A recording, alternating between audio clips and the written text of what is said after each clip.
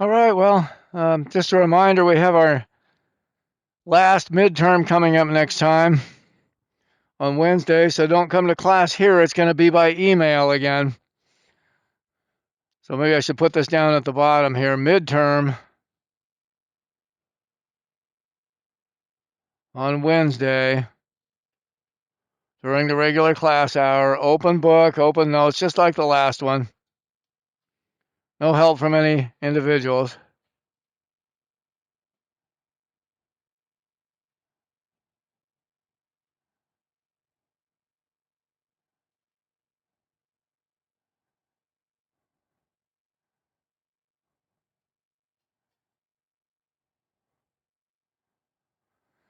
It covers 14.7 and 14.8 on optimization and constrained optimization. 15.1 through 15.4, and then 15.6, all of chapter 15, except I left out the section on mass and center of mass. Sorry, I won't normally write that low. If you have to stand up to look, go ahead. But everything in chapter 15, but section 15.5. And on that, I should mention that I deleted one of the problems on the practice test here. See if I can get it up again.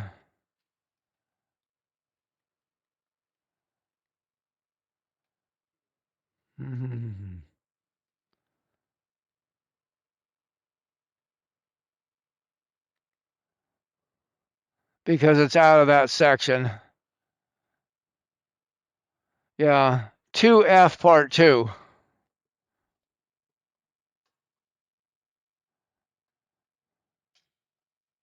Do part 1. I didn't put 15.5 on here, but if you have to find a mass, you just integrate the density. That's 2F part 1. I want you to be able to compute a density by integrating compute a mass by integrating the density. So this one and computing mass out of 15.5.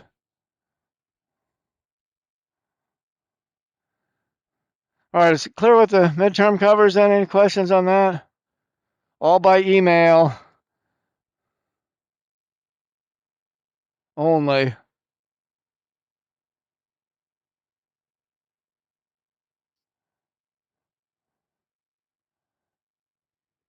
All right. Because we've lost so many times to snow and days off for other reasons, and 5 minutes short per lecture, it's really a lot of lost time. I want to try and keep up as best I can. I want to do a little bit of material on line integrals today. That'll be due a week from today when you get back. We'll finish this on Friday. And then most of the period here, I'll do review problems for the test. You might think about anything you want to look at, particularly off the review, but also out of anything similar to homework. All right. So I'll erase the midterm stuff here. That's right.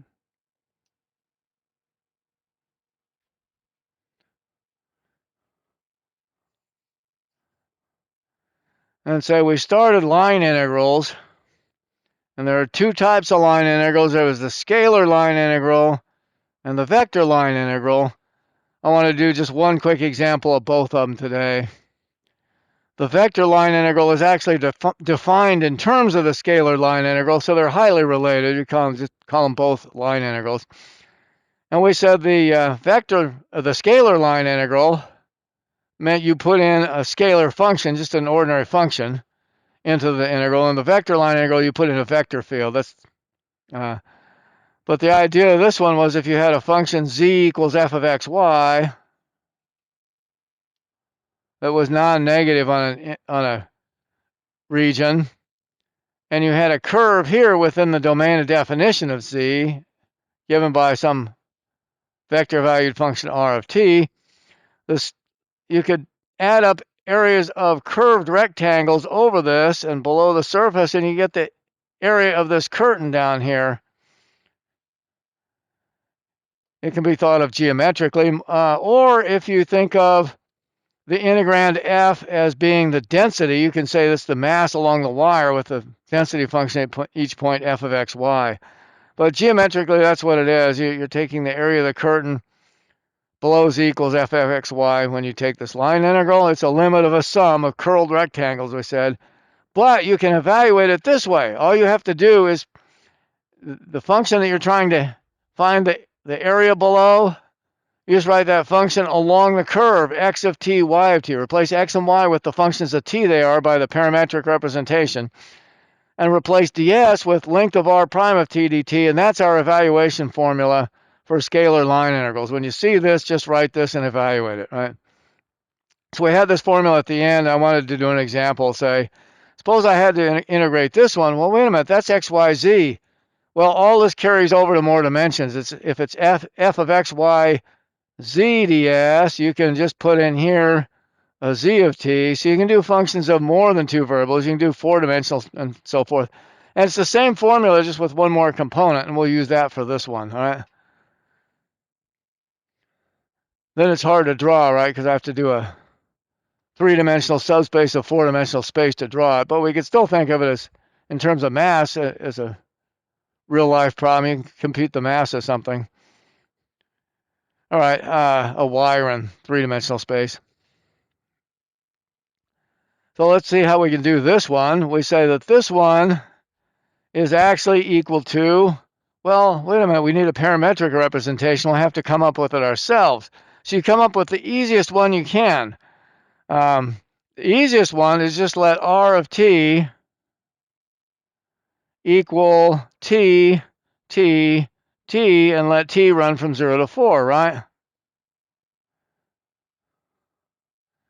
But anytime you have a line segment, just let x equal at plus b, y equals ct plus d, z equals et plus f, linear functions, and figure out what those letters are to go between the points. And we know how to do that, right? And then you can get a nice, easy parametric representation. So this one's very easy, just this vector valued function. And so if I want to evaluate this line integral, I can say that's the integral, and now I changed to t. I just erased the formula. We'll say by star. I evaluate this by integrating from a to b and with respect to t. So t went from 0 to 4 on here. My integral will go from 0 to 4. I replace x with its value along the curve, which is t, and y and z also with their values, t and t, right? They're all t. And ds I replace with length of r prime dt. And so there it is. Equation star says I can do this. Where what's r prime?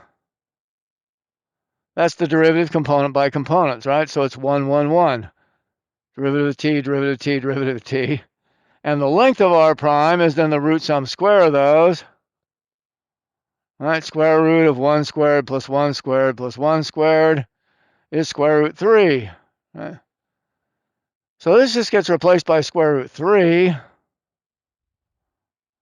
And let's see, I've got square root 3 integral from 0 to 4 of t squared plus t dt. This is one of the early homework problems. It's just like this. And now I can do it. It's calculus 1 problem, right? So it's the square root 3 times t cubed over 3 plus t squared over 2. Plug in 0 and 4. Gives us, let's see, 64 thirds plus 16 halves is 8. So I've got 24 plus 64 is 88 thirds square root 3.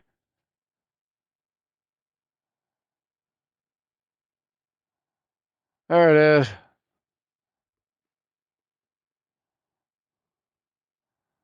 Okay.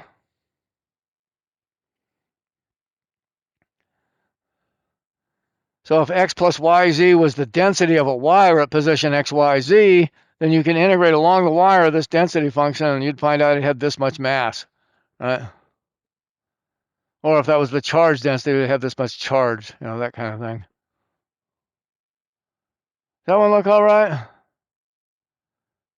Kind of a quick, easy example. We might do another one next time, but I just wanted to show you that's what the line integral is. To evaluate this, you just place x, y, and z with whatever functions of t they are in the parametric equations, multiply by the length of r prime, which is root sum square of the derivative of the r, and integrate it. It's nothing more to it than that to evaluate it.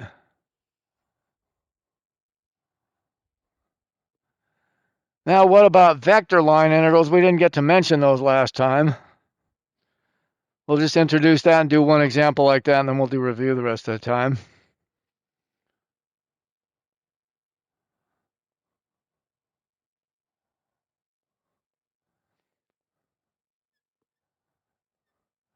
The vector line integral is of a vector valued function, is the idea. A vector field, we'll say. And it's defined like this. You simply say, if you write this notation, this is the notation for it, the most common one. There's other notations. One of the most difficult things about this section is they give this in 3 or 4 different notations. This is the most common one.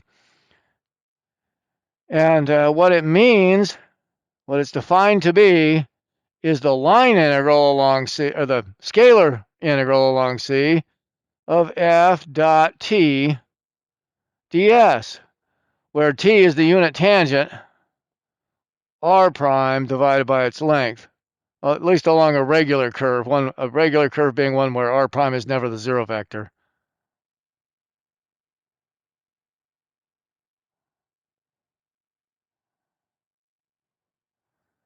Okay, so we'll just make this definition. Unfortunately, that's not the good way to evaluate it. Maybe I should box it anyway, just so you know the definition. And this is actually a very important integral because it turns out in physics to be the work done by a force F. If this is a force and you integrate along this path C, it's the work done by the force, right? And so if you want to compute the potential energy, for instance, you can do this integral to calculate the potential. Alternatively, in fluid mechanics, if F is a velocity field and you do this integral, it's the circulation along the path, F dot TDS, often written this way instead. But what you're doing here is you're saying I have some curve, and then there's a force field in here, or a velocity field.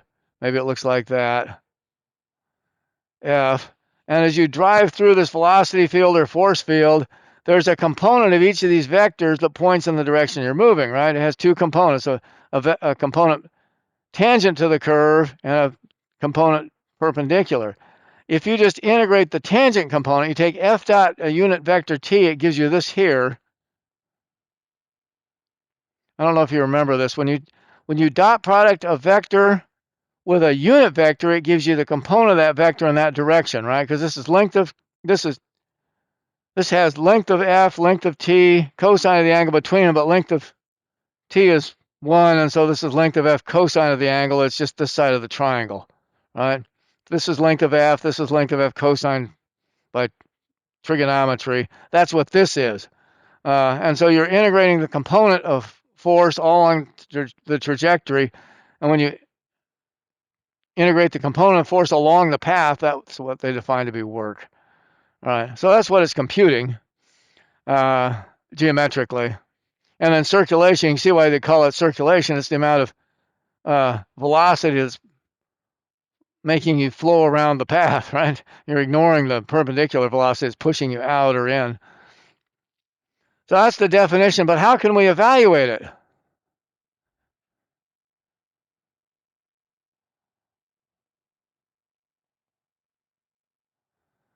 Well, you remember the way to evaluate.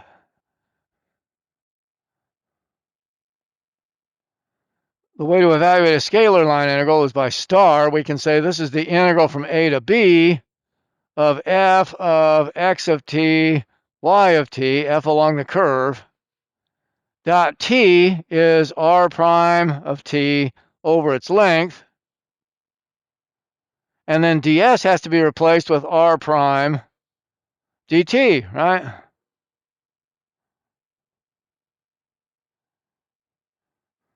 So when you put it into here, you get this, and now these r primes cancel, and what you have is this theorem, easy theorem, right? For the evaluation formula, f dot r prime dt. So we'll call this one double star. So that is the evaluation formula. There will be other ways to evaluate this in special cases. If F turns out to be conservative force, then there's an easier way to do this, for instance. But for just general calculation, the evaluation formula is this one.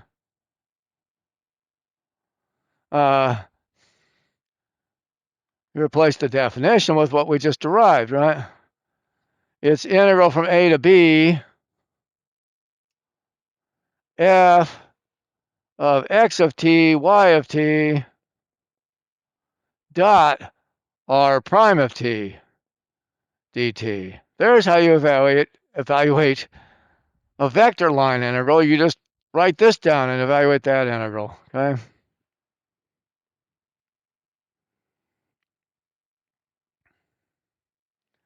So that's pretty easy, hopefully.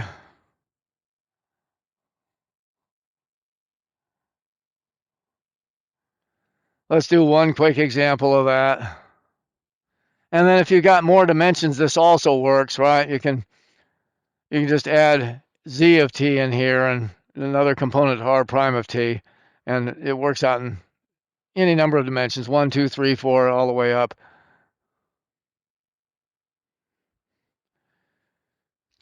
How about this one then?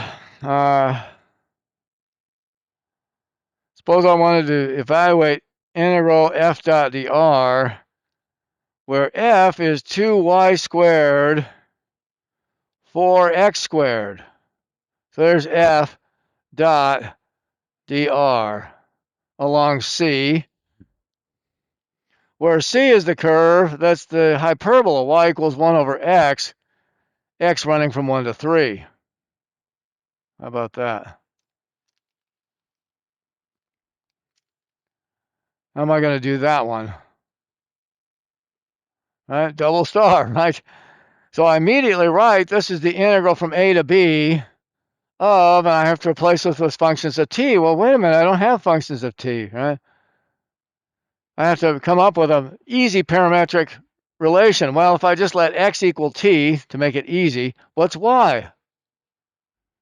Y must be 1 over t, right? So I can do that one, and then since x ran from 1 to 3, t will run from 1 to 3. So make it easy.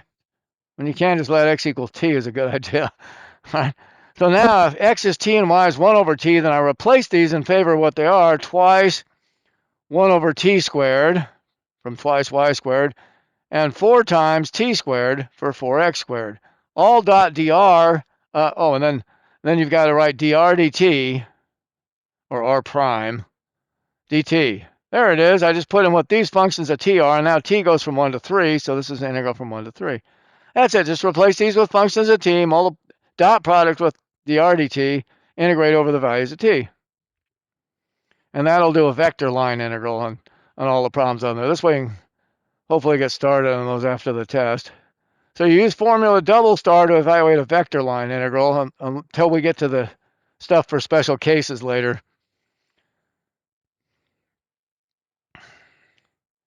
What is this? Well, r of t is the vector valued function with these components, x and y, right? It's the function t 1 over t. I just put these in. So r prime is the vector of derivatives, 1 minus 1 over t squared.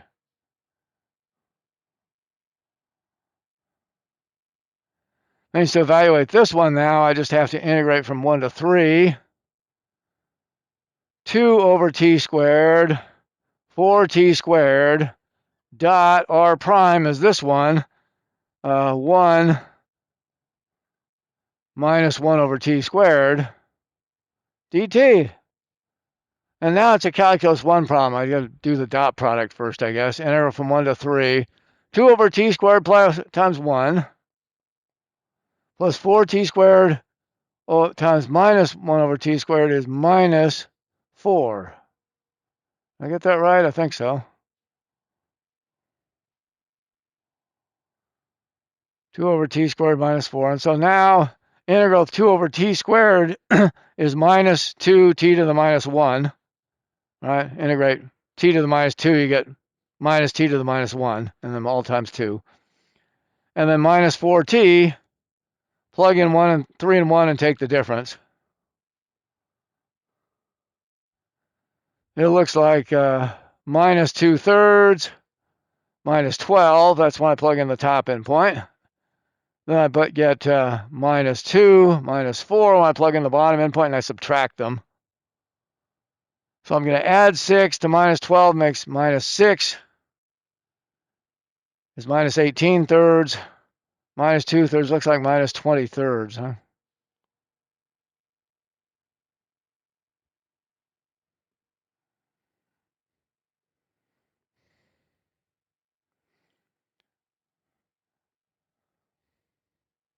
All right, so if this was work, this would actually be negative work. The force is pushing and pushing, but being driven back. Right? All right.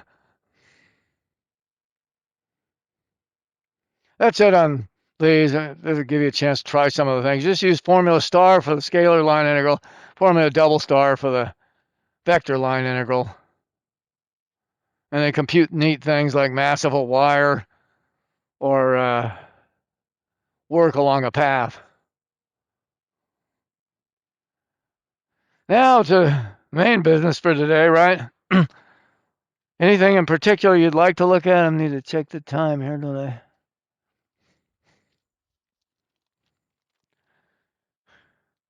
I'll suggest a couple problems then if there's not any other discussion. Some of these are harder than the others. I think one of the harder ones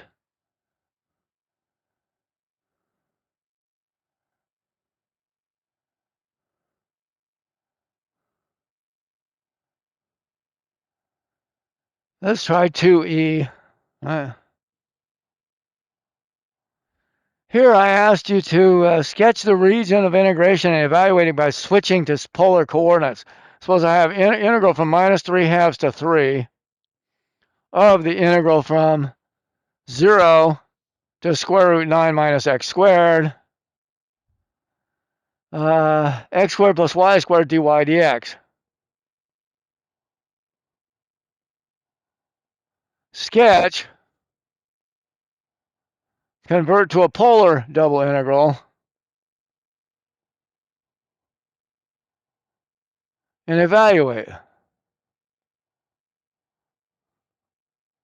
Actually, I think the easiest way to evaluate this one is do part of it in rectangular and part of it in polar, but this really gives you a good workout on polar coordinates. How would I sketch that region?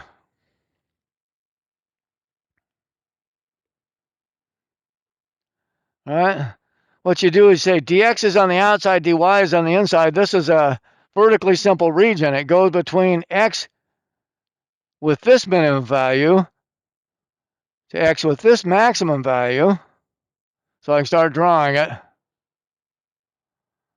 from minus 3/2 over to twice that far, 3. From this bottom curve, y equals 0, to this top curve that I have to figure out how to draw, y equals square root 9 minus x squared. Remember how to figure out what that one looks like?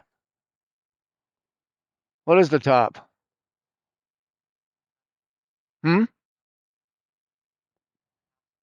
Yeah, half circle is right. Yeah, so you rewrite this by squaring both sides. Y squared equals 9 minus x squared. I'll say that implies that. And then if you add x squared to each side, you got x squared plus y squared equals 9. It's the circle of radius 3. But with the positive square root here, it's the top half, the semicircle, like you said. Right, when I squared both sides, I introduced the bottom half as an additional solution. So I'll draw the semicircle of radius 3. So it goes up to 3 here, over to here, and then it's intercepted by this vertical line, right? Because I have to go between these two vertical lines at 3 and minus 3/2 with this on the top and this on the bottom. Now this thing is clearly screaming for polar coordinates, right? Because it's a circle on top. That's r equals 3, a constant value. And the integrand x squared plus y squared reduces easily to r squared. However, there's a problem, right? Now instead of a vertically simple region, I'm on a simple polar region, which means I have to go between two rays, an inside curve and an outside curve. And to do this properly, I really should do it like this. I'll make that the terminal ray and this the initial ray, and I'll first look at this region, R1. All right, because a simple polar region, I go from array to array. With an inside curve, I could say the inside curve is r equals 0. And an outside curve, a circle, easy, r equals 3 for a circle of radius 3, right?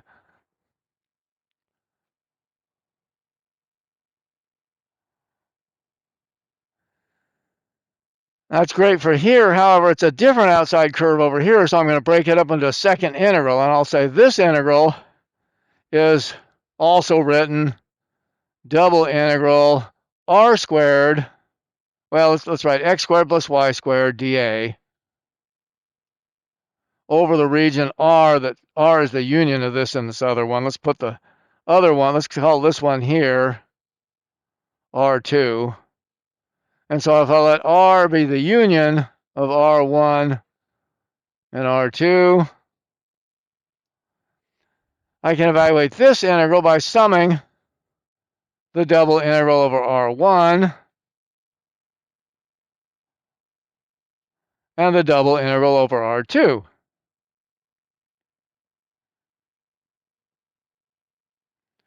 Now I've got a consistent outside curve and inside curve, outside curve and inside curve on each region.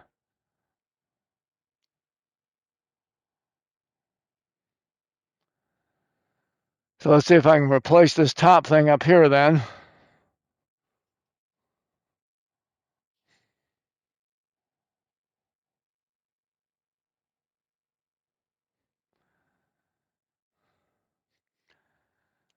This one now is the double integral of r squared, right? And dA becomes r dr d theta. Oops. So here's your dA. Here's your x squared plus y squared switched to polar coordinates. And what are the integration limits now? Treating R1 as a simple polar region. I go from an inside curve r equals 0 to an outside curve r equals 3. Easy. Right, constant endpoints. And theta goes from 0 to here. What's that angle here? We need to figure these angles. This one's obviously theta equals 0, the initial ray. But you can figure, right? The radius is 3. This side is 3/2, half as long. Oh, it's a 30, 60, 90 triangle. This must be square root 3 over 2 times the radius, right? So this is half the radius here, right? And this is square root 3 over 2 times the radius. It's 30, 60, 90. This angle here has to then be 2 pi over 3, because this one here is pi over 3 by the 30, 60, 90 triangle. So theta is going to go from 0 to 2 pi over 3 for this first region. Can't read my own writing.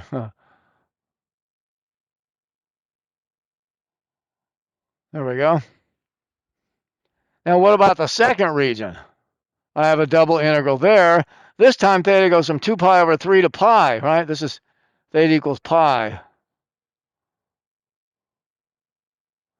And r goes from an inside curve r equals 0, the same one, but what's the outside curve here?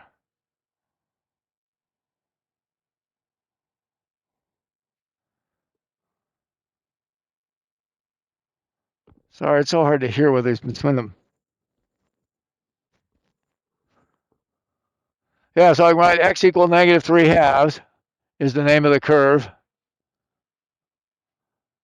Then x is r cosine theta, so I'll write r cosine theta equals negative 3/2. Or r equals minus 3/2 secant theta, right? 1 over cosine is secant. There it is. I need to write inside curve to outside curve of minus 3/2 secant theta. Since cosine is negative here, secant is negative, and this is actually r equals positive values. So r is going to go from 0 to minus 3/2 secant theta. There it is. Inside curve to outside curve. And now x squared plus y squared is r squared. And dA is r dr d theta. There's how you can evaluate it, break it up into those two integrals.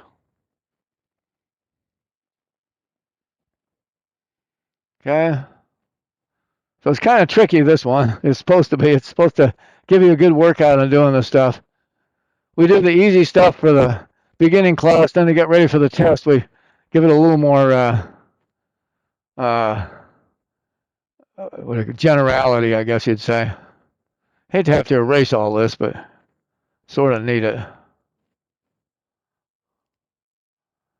All right, now the first integral is easy, right? Integral of r cubed r dr is, integral r cubed dr between two constants. This is a constant, right?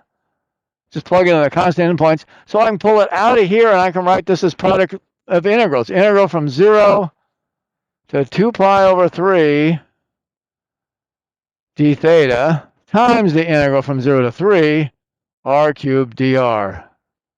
That's the first one, right?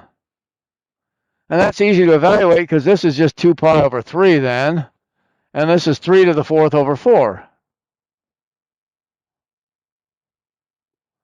This is the hard one here, right? This one I can't write as a product of integrals because the endpoint depends on theta. If I pull this out, I've pulled theta out of the theta integral. So I'm instead going to have to say this is integral from 2 pi over 3 to pi.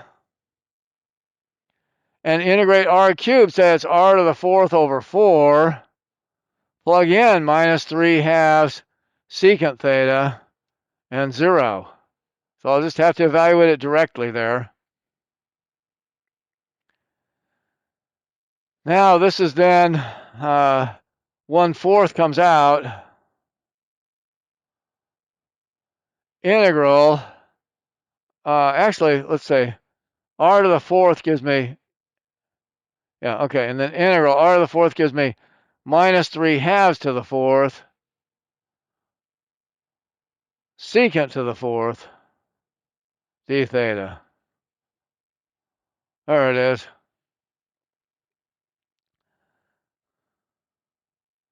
So now 1 over 2 to the 4th times 1 over 2 squared gives me 1 over 2 to the 6th, and then I've got 3 to the 4th on top. So it looks like 3 to the 4th over 2 to the 6th, all those numbers. 3 to the 4th, 2 to the 4th, and 2 squared.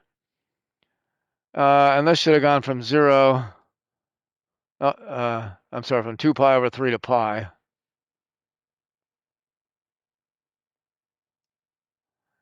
Integrate secant 4th power like this. Rewrite secant to the 4th as secant squared times secant squared. And then the other secant squared that's in here I can write as 1 plus tangent squared. Why do I do that? It's the trick from calculus 1, I guess you'd say. If you have an integral power of tangent times power of secant, if the power of secant is even, you can let u equal tangent theta, the other function. And so once I've written it in this form, I can let u equal tangent theta, and du will be secant squared theta d theta, the very thing I have in there, right?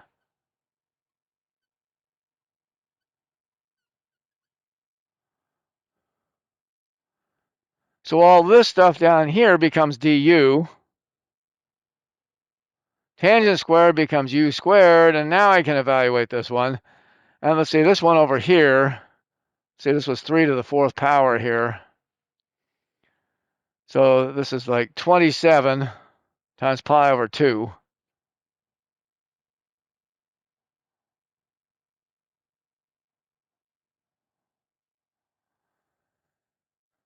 Now I guess I've got to erase the top again.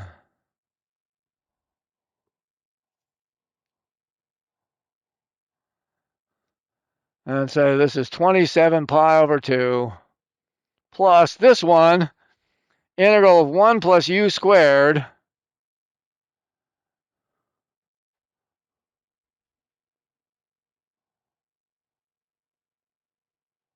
du, right? Now, if u is equal to tangent theta, when theta is 2 pi over 3, tangent is sine 2 pi over 3 over cosine 2 pi over 3 is minus square root 3, right? Computing out there quickly, tangent of 2 pi over 3 is sine of 2 pi over 3 over cosine 2 pi over 3 is square root 3 over 2 over minus a half is minus square root 3. I did that. So I had to practice teaching trigonometry. All right, so that's where the bottom endpoint comes from. And then when theta equals pi, u is tangent pi is 0. So it goes from minus square root 3 to 0 on that one.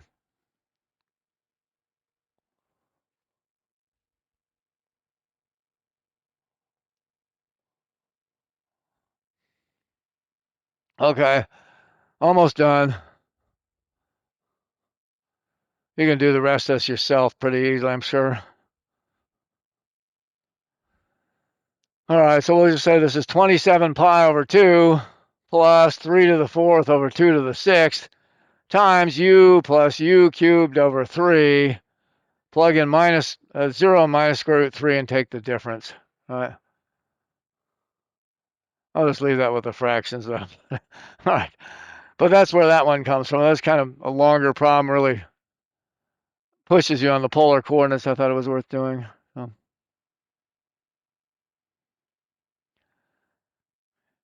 I have at least one more I want to make sure I do also. The very last one on there. We didn't do a whole lot with Jacobians. Let's see. The very last problem, it says compute the double integral of x plus y dA.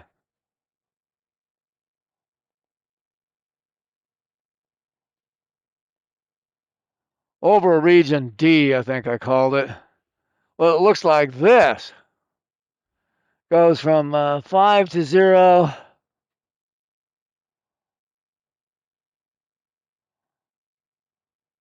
And then makes a parallelogram up to here at 0, 10. And back to here at minus 5, 10. How can I evaluate the double integral of x plus y over that parallelogram?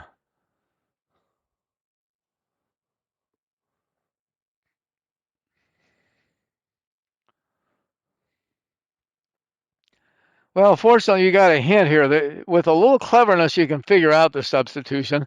Well, I'll tell it to you if you need it on the exam. Use xy equals g of uv. Is this linear transformation 5u minus 5v, 10v. This will transform that nasty parallelogram into some sort of rectangle. That's why I picked this. How do I figure out what rectangle it is? Right, the idea is that this is your xy space. I should have drawn this. Your original space. You want to evaluate it over this thing. I usually draw uv over here and xy over here. I'm going to draw it backwards this time. So this is your map G that takes uv space. What are the corresponding points in uv space? All I need to do to sketch this region in uv space, since this is a linear transformation, right? AU plus BV, CU plus DV.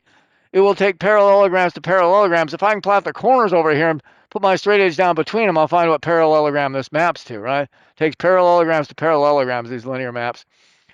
So let's see. I'm going to first invert this. If x equals 5u minus 5v and y equals 10v, that's what this says, then I can solve for v and u. This one's very easy. You can always use elimination, but this one all you have to do is divide. V equals 1/10 y. So there's v as a function of y. Now I need to find u as a function of x and y. Well, I can put this into the first one and say x equals 5u minus 5 times 1/10 y, right? V is 1/10 y. Evidently, 5u is equal to x plus a half y. Just solving that. Right, add this over, add a half y to each side. So u is equal to 1/5 x plus 1/10 y. There it is. There's the inverse transformation that I need. Now I can figure the corners.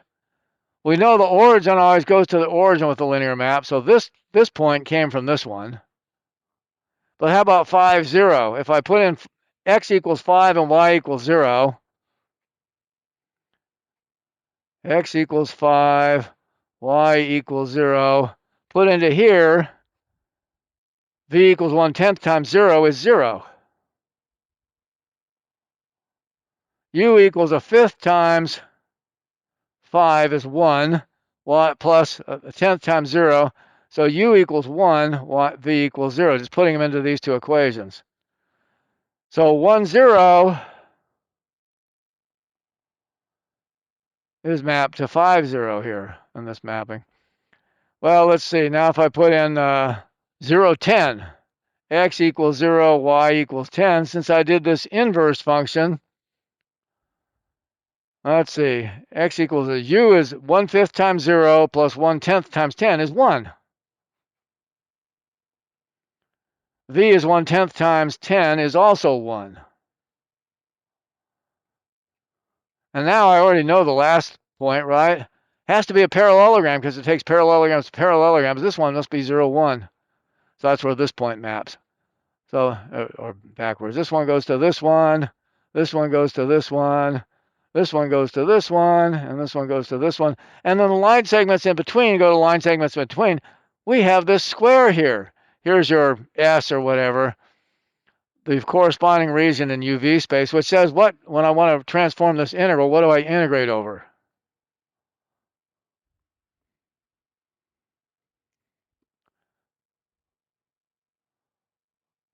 The original integral, maybe I better erase it up here, translates to a double integral over the corresponding region here, S I called it, x of uv, x gets replaced by its function of u and v, y gets replaced by its function of u and v, dA becomes the Jacobian du dv. So I can replace the integral in x and y. If you want to replace this dA with dx dy over whatever bounds, becomes this integral over u and v. I need the Jacobian and I need these. Well, x and y, I already know. X is 5u minus 5v. I'm unfortunately going to have to erase some of this. But it's the unit square, 1 by 1 square. It's really easy. So this thing is just u and v both going from 0 to 1 since it's over this unit square,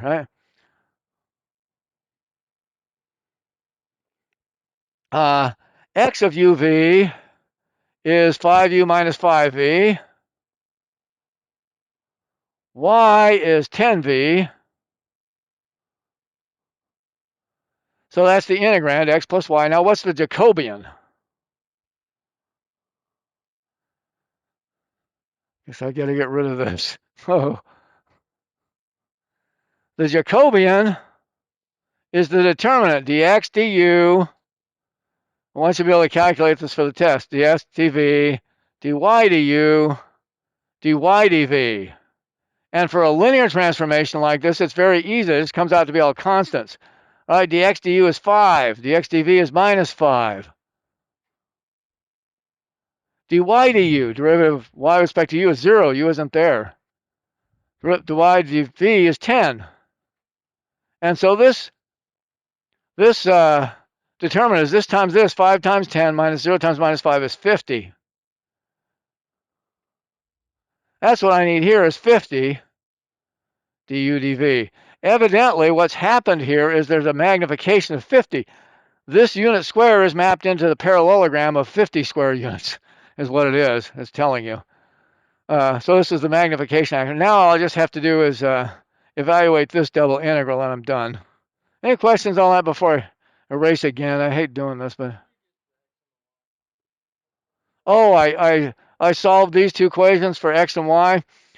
Usually what you do is you use elimination. Add a multiple one of these to the other to eliminate a variable, get just u or just v.